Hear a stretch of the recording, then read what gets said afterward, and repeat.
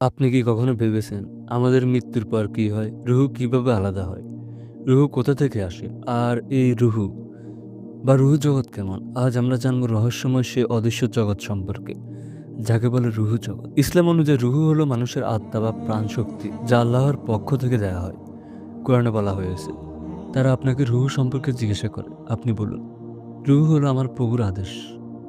এই আয়াত থেকে বোঝা যায় রুহু এমন এক রহস্য যা শুধু আল্লাহ তাআলা জানেন। মানুষ তার সম্পর্কে সীমিত জ্ঞান রাখে। রুহু সৃষ্টি হয়েছিল হাজার বছর আগে, মানবদেহ সৃষ্টি হওয়ার আগে।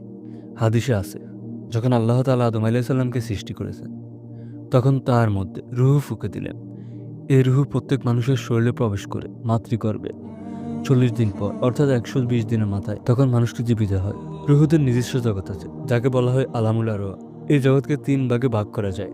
আলমে আরওয়াহ, যেখানে রুহুদের সৃষ্টি করা হয়েছে এবং একে অপরকে চিনত। হাদিসে আছে, রুহুগুলো হচ্ছে একত্রিত সৈন্যদল, যারা দুনিয়ায় মিলিত হয়। তারা পূর্ব জগতে একত্র ছিল, আলমে দুনিয়া।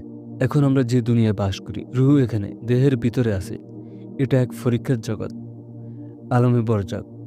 যখন মানুষ মারা যায়, তখন তার রুহু দেহ থেকে বের হয়ে আলমে বরজাকে চলে যায়। সেখানে রুহু অপেক্ষা করে কেয়ামত পর্যন্ত। এটি কবরের জগৎ।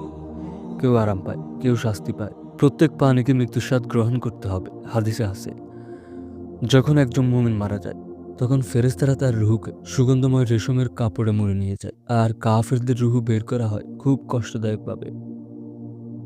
আখিরাতে আল্লাহ রুহু এবং দেহকে পুনরায় একত্রিত করবেন। তখন প্রত্যেককে জবাবদিহি করতে হবে তার কাজের জন্য। তাই আমাদের উচিত এই দুনিয়ার জীবনকে রুহুর জগতের সাফল্যের জন্য প্রস্তুত করা। রুহু পবিত্র রাখার উপায় কি?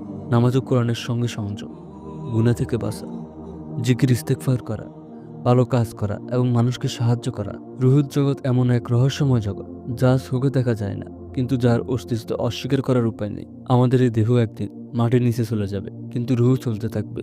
তাই আসুন আমরা নিজেদের রুহুর খেয়াল রাখি, যেন আল্লাহর সামনে আমরা সফল হতে পারি। ভালো থাকবেন সবাই। পরবর্তী ভিডিওতে আমরা রুহু সম্পর্কে আরো গভীরভাবে আলোচনা করব।